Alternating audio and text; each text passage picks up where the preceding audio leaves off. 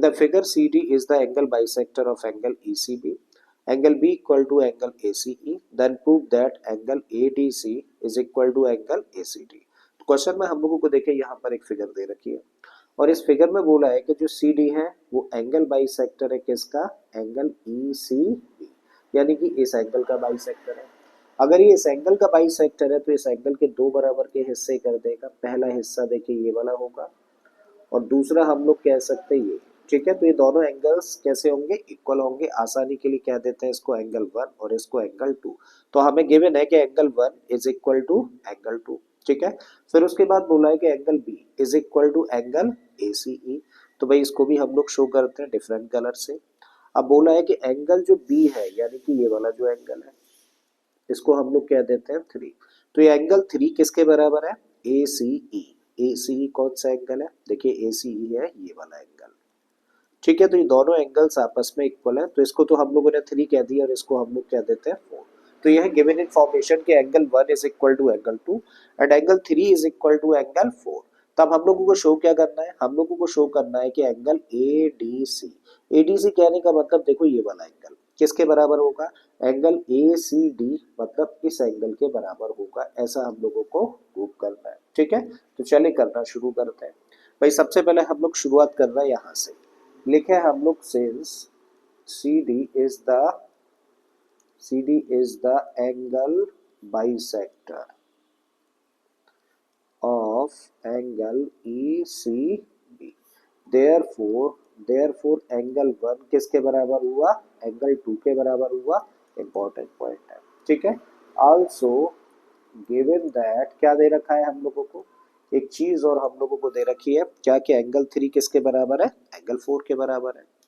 तो angle 3 is equal to angle 4। तो ये गिवन इंफॉर्मेशन है, हम लोगों ने मेंशन कर दिया। अब हमें क्या प्रूव करना है कि भाई ये एंगल इस एंगल के बराबर है, राइट। तो चलिए करना शुरू करते हैं। अब अगर हम लोग यहाँ पर देखें तो ये फिगर अपने आप में क्या है, देखिए जिसको अभी हम लोगों ने शेड किया है ये अपने आप में एक ट्राइंगल है और इस ट्राइंगल की अगर एक साइड को हम लोग आगे प्रोड्यूस करें तो प्रोड्यूस की गई साइड और ट्राइंगल की दूसरी साइड के बीच में ये एंगल बन रहा है ना, मतलब ये क्या हुआ इस ट्राइंगल के केस में, ये हुआ एक्सटीरियर एंगल।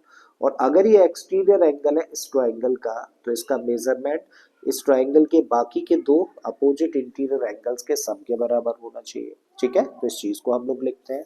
तो कौन से ट्राइंगल में, नाउ इन ट्राइंगल, किस ट्राइंगल की बात कर रहे हैं, ट्राइंगल BC, ठीक है। इस ट्राइंगल के लिए angle ADC is an exterior angle, ठीक है। सो देयरफॉर एंगल ADC किसके बराबर होगा, sum of two opposite interior angles, यानी कि एंगल 1 प्लस एंगल 3 के बराबर होगा। और इसको मान लेते हैं हम लोग इक्वेशन नंबर 3, ठीक है।